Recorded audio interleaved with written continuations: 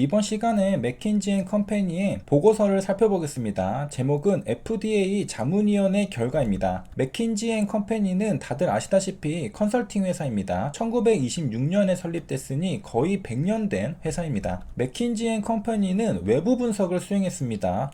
내부자는 아니니까요. 아웃사이드인은 말 그대로 바깥에서 안으로 들어가는 걸 말합니다. 이런 관점에서 아웃사이드인 어널리시스는 컨설팅 회사인 맥킨지&컴퍼니가 외부인의 시각에서 FDA의 심사 과정을 내부적으로 들여다보는 분석으로 이해할 수 있습니다. 그러나 비즈니스에서 일반적으로 아웃사이드 인 어널리시스는 고객으로부터 기업 안으로 들어가는 분석을 의미합니다. 커스터머 센트릭 어널리시스 또는 마켓 오리엔티드 어널리시스라고 부릅니다. 즉 고객 중심 분석입니다. 그래서 도대체 무슨 분석인 거냐? 아웃사이드인 분석은 고객의 입장이 되어서 고객을 도울 수 있는 방법을 이해하려고 노력한 결과 탄생한 분석 방법입니다. FDA 입장에서 고객은 누굴까? 제약사입니다.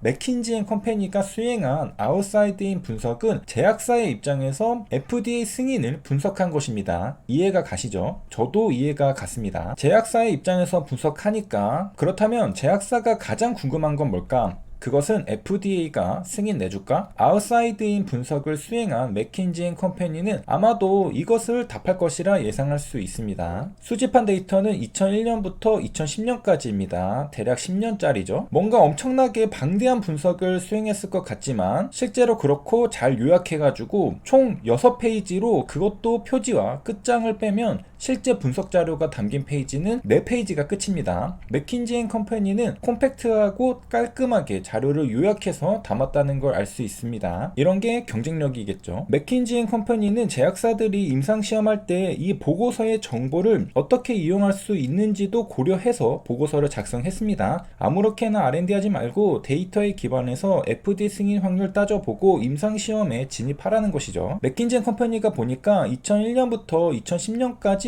FDA 자문위원회의 회의는 총 543회 개최됐습니다. FDA 자문위원회 회의는 Advisory Committee Meetings라고 하는데 줄여서 AC Meetings라고 합니다. 뒤에 곧장 나옵니다. 총 543개의 FDA 자문위원회 회의 중에서 최초 신약 신청에 대한 회의는 190개였습니다. 그럼 190개를 전부 살펴볼 수 있겠는가 했더니 Approval Question에 대한 투표는 전체 중 63개, 일부만 했습니다. 그러니까 총 543개 중 190개 중 남은 63개가 우리가 FDA 승인과 관련하여 살펴볼 수 있는 실질적인 데이터입니다. 과연 FDA 자문위원회가 투표한 63개의 결과는 어떨까? 여러분 궁금하지 않으십니까? 다음 볼 자료는 2001년에서 2010년 사이에 신약 승인에 대한 찬성 또는 반대 투표가 이루어진 63개의 FDA 자문위원회 회의 결과입니다. FDA 자문위원회는 승인 찬성 49개, 승인 반대 14개였습니다. 찬성 비율이 높습니다. 생각해보면 당연하겠죠? 임상시험이 성공해야 NDA를 제출할 수 있고 심사까지 들어갔으니까 어느 정도는 승인받을 가능성이 높은 신약들이었을 겁니다. 그래서 찬성 비율이 높다는 걸 알 수 있고요. 그러면 FDA 자문위원회가 오케이 하면 그 다음은 어떻게 될까? 가슴이 두근두근해지는데 FDA도 높은 비율로 오케이 했습니다. 그러니까 최종 승인됐다는 거죠. FDA 자문위원회 승인 권고 49개 중 FDA는 43개 찬성, 6개 반대였습니다. 계산기를 조금 두드려 보면 FDA 자문위원회와 FDA 의사결정의 일치율은 무려 88%입니다. 그러니까 FDA 자문위원회 결과가 잘 나오면 그 뒤로 이어서 결과가 잘 나올 확률이 88%로 굉장히 높다는 거죠. 물론 100%가 아니기 때문에 예외도 존재하긴 합니다. 그래서 결론을 내리면 FDA 자문위원회가 오케이 하면 FDA도 88% 확률로 오케이 합니다. 그러니까 정말로 가시권에 들어오는 시점은 FDA 자문위원회 회의 결과라는 거죠. 그 뒤는 거의 비슷한 결과가 나온다는 겁니다. 이렇게 해서 이번 시간에는 맥킨지의 보고서를 한번 살펴봤는데요. 흥미로웠습니다. 그 다음에 어제 우연히 카카오톡에서 제가 빅토리 주식TV를 사칭하는 채널을 발견했습니다. 너무 잘 만들어서 내 걸로 쓰고 싶다는 생각이 잠시 들었습니다. 물론 신고했고 속지 않게 구독자님들도 조심하시기 바랍니다. 채널 소개란에 유튜브 공식 채널이라 소개하고 제 유튜브 영상까지 끌어와서 박아 넣으니 감쪽 같아서 이게 진짜 공식 채널인지 사칭 채널 채널인지 구별하기가 쉽지 않아 보입니다. 구분법을 알려드리겠습니다. 첫째, 개별 상담을 한다면 4층입니다. 저 빅토리는 종목에 대한 개별 상담을 하지 않습니다. 둘째, 돈을 요구하면 4층입니다. 저 빅토리는 돈을 요구하지 않습니다. 4층 채널을 친구 등록한 사람이 31명인데 많지 않아서 다행입니다. 아마 가라로 넣어둔 유령 친구인 것 같습니다. 소식란에 카카오톡 채널 4층 주의 문구를 넣어놔서 웃음이 나왔는데 개그맨인 것 같습니다. 그런데 마냥 웃을 수는 없었던 게 저의 언어를 일부 사용하는 부분이 있었습니다. 예를 들어 유튜브에서는 하지 못했던 이라는 표현이 저랑 비슷했습니다. 나머지 표현은 평소 제가 쓰는 워딩과 다르기 때문에 조금만 생각해보면 제가 아니란 걸 알 수 있습니다. 이 채널을 만든 게 4월 29일이니까 거의 한 달간 이렇게 방치가 돼 있었다는 거죠. 현재 저는 유튜브 분석 영상과 유한타증권의 제휴 컨텐츠만 운영하고 있습니다. 나머지는 가짜입니다. 왠지 개별 상담하면 고급 정보를 줄 것 같고 왠지 비싼 회비를 내면 상한가 종목을 추천해 줄 것 같습니다. 하지만 그렇지 않습니다. 전체 공개에다 무료라서 가치가 없어 보이나요? 역시 그렇지 않습니다. 우린 유튜브를 공짜로 보죠. 구글 검색도 공짜죠. 네이버도 공짜고 카카오톡도 공짜입니다. 무료는 가치가 없는 게 아닙니다. 오히려 경쟁력인 겁니다. 어디 누군지도 모르는 사람한테 비싼 회비를 내는 거랑 오랫동안 활동한 유튜버가 증권사랑 제휴를 맺고 출시한 서비스를 무료로 받는 거랑 같다고 볼 수가 없습니다. 인정받아온 유튜버와 신뢰할 수 있는 증권사의 종목 추천 서비스가 오히려 가격도 무료입니다. 아이러니하죠? 이거는 광고인데요. 현재 빅토리 주식TV와 유한타증권은 스타벅스 이벤트 중입니다. 스타벅스 쿠폰 받고 공짜로 유한타증권에서 빅토리의 종목을 추천받으세요. 참고로 현재까지 대략 한 달 반 동안의 최종 수익률은 21%입니다. 현재까지 신청하신 분들, 앞으로 신청하실 분들 모두에게 감사의 인사를 드리며 열심히 분석하여 앞으로도 좋은 성과를 만들어 나가 보겠습니다. 그 다음은 JRP를 한번 볼까 하는데요. JRP는 최근에 급등했습니다. 조정일까 시세의 끝일까 공부해 보겠습니다. JRP의 최대 주주인 박진영의 지분 가치는 6천억 원이 넘었다고 합니다. 이로써 원래도 부자였지만 더 부자가 됐습니다. 주가는 왜 올랐을까? 역대 최대 실적이 나왔다고 합니다. 역시 실적 앞에 장사 없습니다. 얼마나 잘 나왔길래 이번 JYP의 분기 보고서를 보면 영업이익 실하냐?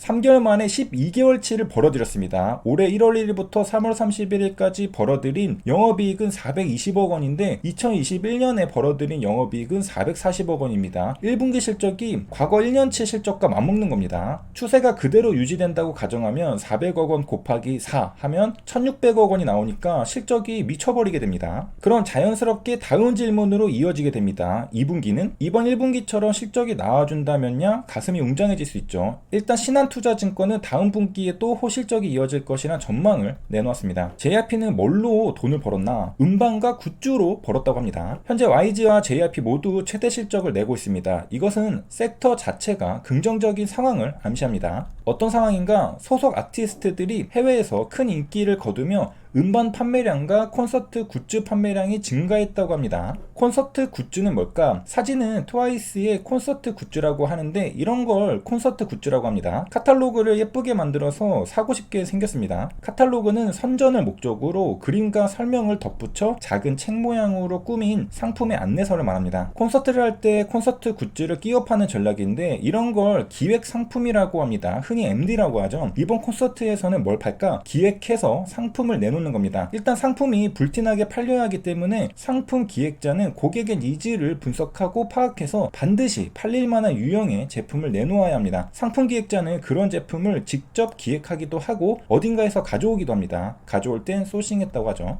JYP는 소속 아티스트의 콘서트가 잘 되면 콘서트 굿즈도 잘 팔리고 일석이조입니다. 신한투자증권에 따르면 글로벌 콘서트가 1분기보다 확대된다고 합니다. 그렇다면 2분기 실적이 기대되죠. 박진영이 하루 만에 1천억 원을 번 비결은 해외 시장이 살아나면서 JYP 주가가 급등했기 때문입니다. 역시 글로벌 시장은 돈이 됩니다. 마지막으로 살펴볼 것은 합리적이라는 것의 의미에 대한 고찰인데요. 합리적이란 무엇일까? 합리적이란 이론이나 이치에 합당하다는 의미입니다. 최근에는 설정된 목적을 가장 효율적으로 달성하는 데 도움이 되는 생각을 합리적이라고 하기도 합니다. 그러니까 요즘에 합리적이라고 말하면 효율성이 밑바탕에 깔려 있다는 거죠. 합리적의 사전적 정의는 이치에 부합하다는 것입니다. 그런데 이 말은 마음에 잘 와닿지 않죠. 도대체 무엇이 이치에 부합하다는 것인가? 어렵게 생각할 거 없습니다. 일상에서 쓰이는 합리적은 그것이 이득이라는 뜻입니다. 예를 들어 누군가 나에게 너 그게 합리적이야 라고 말했다면 그 본뜻은 너 그게 이득이야 입니다. 저 사람 비합리적인 일을 하고 있다고 하면 저 사람 자신한테 손해가 되는 일을 하고 있다고